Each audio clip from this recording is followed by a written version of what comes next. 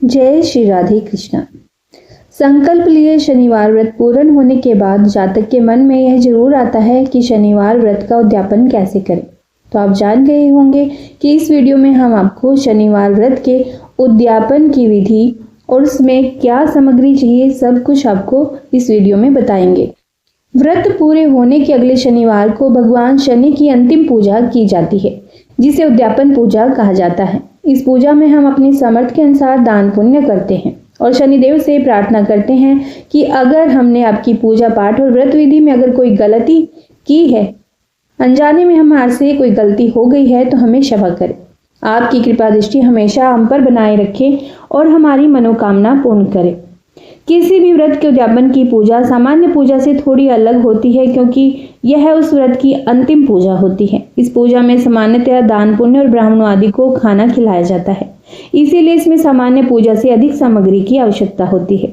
शनिवार व्रत उद्यापन सामग्री में आपको कुछ चीजें चाहिए, जैसे कि शनिदेव प्रतिमा। शनिदेव की लोहे से बनी हुई प्रतिमा होती है और प्रतिमा स्थापित करने के लिए लोहे का पात्र चाहिए होता है। आप किसी मंदिर में जाकर के उद्यापन कर सकते हैं। घर पर तो शनिदेव की प्रतिमा ना ही लाएं, मैं आपको कहूंगी। लकड़ी की चौकी, काला कपड़ा, दिया और सरसों का तेल, यह सब चाहिए होता है। कच्चा सूत, काले तिल, काली उड़द की दाल, दूध, गंगाजल, शक्कर, गुड़, लोहे का कलश। हवन सामग्री के लिए चाहिए होता है गाय के गोबर का उपला, काले तिल, लौंग, शक्कर, घी और कपूर। संकल्प लिए व्रत पूर्ण होने के अगले शनिवार को उद्यापन पूजा करनी चाहिए, यह आवश्यक है। इस पूजा में लगने वाली सामग्री हमने आपको बता दी है। अब हम शनिवार व्रत के उद्यापन की विधि आपको बताएंगे। उद्यापन पूजा अगर पीपल या शमी के पेड़ के नीचे की जाती है तो बहुत ही शुभ माना जाता है। इसके अलावा आप घर पर भी यह पूजा कर सकते हैं या फिर मंदिर में कर सकते हैं। मंदिर पर तो आमतौर पर पीपल और शमी के पेड़ होते ही हैं। शनिदेव व्रत में जातक को सबसे पहले तो सुबह जल्दी उठ करके सूर्योदय से पहले ही स्नान आदि करके साफ सुथरे कपड़े पहनने चाहिए। इस दिन नीले या काले रंग के कपड़े पहने तो और भी अच्छा है।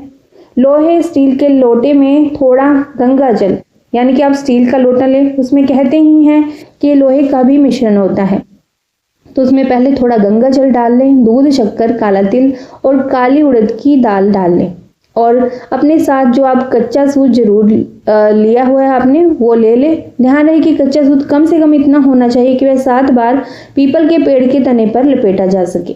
कच्चा सूत लेकर पीपल के पेड़ की 7 परिक्रमा लगाएं और साथ में लोटे से जल भी अर्पित करते जाएं और शनिदेव मंत्र का भी उच्चारण करते रहें। शनिदेव मंत्र इस प्रकार से है: ओम शम शनिश्चराय नमः। यह शनिदेव का मंत्र है। उनका बीज मंत्र है ओम प्राम प्रीम प्रोम सह शनिश्चराय नमः। इस प्रकार से आप परिक्रमा करते रहें मंत्र बोलते हुए। फिर आप दीवा जलाएं। पीपल के पेड़ की परिक्रमा पूरी करने के बाद पीपल के पेड़ के नीचे थोड़े काले तिलों का आसन देकर के सरसों के तेल का दिया लगाएं। दीपक जलाने के बाद हाथ जोड़कर आप शनिदेव का स्मरण करें। शनिदेव से आपके कष्ट, दुख या जो भी आपके जीवन में समस्या हो उसकी निवारण की आप प्रार्थना करें। गंगा जल के छींटे देते हुए पूरे उस पूजा जहां आप पूजा कर रहे हैं उसका शुद्धिकरण कर ले। अगर गंगा जल नहीं है तो साधारण शुद्ध जल से शुद्धिकरण कर ले। शनिदेव की पूजा सूर्य के रहते नहीं की जाती है और शनिदेव की मूर्ति भी घर में नहीं रखी जाती है, इसीलिए उद्यापन के दिन में शनि चालीसा पढ़ें, शनिदेव के मंत्रों का उच्चारण करते रहें और शाम को सूर्यास्त के बाद शनिदेव के मंदिर में या पीपल के पेड़ के नीचे ही शनिदेव की पूजा करें और पूजा स्थल पर लकड़ी की चौकी रखकर उस पर काला कपड़ा बिछा लें। अब लोहे के पात्र में सरसों का तेल डालकर उसमें शनिदेव की लोहे की बनी हुई प्रतिमा स्थापित कर ले। शनिदेव की मूर्ति स्थापित करने के बाद अब पूजा का जो भी सामान है आप चौकी पर रख ले। अब शनिदेव की पूर्ण विधि विधान से वैसे ही पूजा करें जैसे हर बार शनिवार में व्रत में करते आए हैं। इस दिन शनिदेव के साथ भगवान शिव की भी पूजा की जाती है।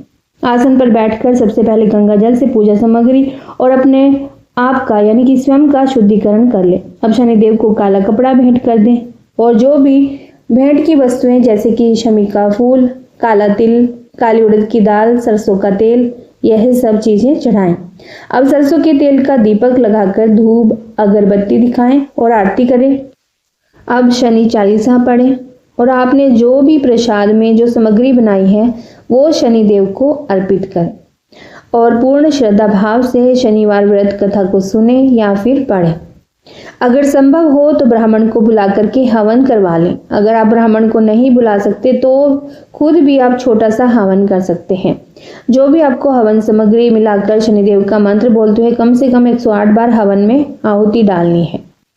शनिदेव का मंत्र आपको बता दिया गया है, उस मंत्र को बोलते हुए 108 बार हवन की सामग्री बाजार से जो मिलती है आप वो ले आएं, उससे आप आहुति डालें। अगर आप 108 आहुति नहीं डाल सकते तो कम से कम 11 बार आहुति डालकर आप स्वयं आह्वान कर सकते हैं।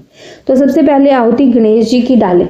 ऐसा माना जाता है कि गरीब, बीमार या पीड़ित मनुष्य में शनिदेव का वास होता है, इसलिए उद्यापन के बाद किसी गरीब को यथासंभव दान करें। दान में काले वस्त्र, छाता, तिल, पैसे, काले जूते, 1.25 मीटर काला कपड़ा, काली उड़द की दाल, लोहे की कोई वस्तु और भोजन दे सकते हैं। शनिवार को काले रंग की वस्तुओं का दान करें तो बहुत ही ज्यादा शुभ माना जाता है। उद्यापन के दिन अगर संभव हो तो शनिदेव के मंदिर में दर्शन करने जरूर जाएं। मंदिर में सरसों का तेल, काले तिल, काली उड़द की दाल और शमी का फूल जरूर चढ़ाकर आएं। शनिवार व्रत उद्यापन विधि का अंतिम चरण होता है ब्राह्मण भोज, यानी कि उद्यापन में ब्राह्मण को भोज जरूर कराना चाहिए। उद्यापन के दिन अपनी समर्थ के अनुसार ब्राह्मणों को आप भोजन करा सकते हैं। भोजन में शनिदेव की प्रिय वस्तुएं जरूर बनानी चाहिए। आपने जितने भी शनिवार के व्रत करने का संकल्प लिया है उससे अगले शनिवार को व्रत का उद्यापन करें। यदि आपने 17 शनिवार व्रत करने का संकल्प लिया है तो 18वें शनिवार को उद्यापन पूजा रखनी चाहिए। आशा करती हूँ आपको यह वीडियो अच्छी लगी होगी, लाभदायक लगी होगी। इसके अलावा हम आपको शनिवार व्रत में क्या भोजन करना चाहिए, क्या खाना चाहिए, क्या नहीं खाना चाहिए, दूसरी वीडियो में आपके समक्ष लेकर के आएंगे। तो आप वीडियो की नोटिफिकेशन के लिए बेल आइकन को प्रेस जरूर कर लीजिएगा और चैनल को भी सब्सक्राइब कर लीजिएगा। जय श्री कृष्णा, राधे राधे।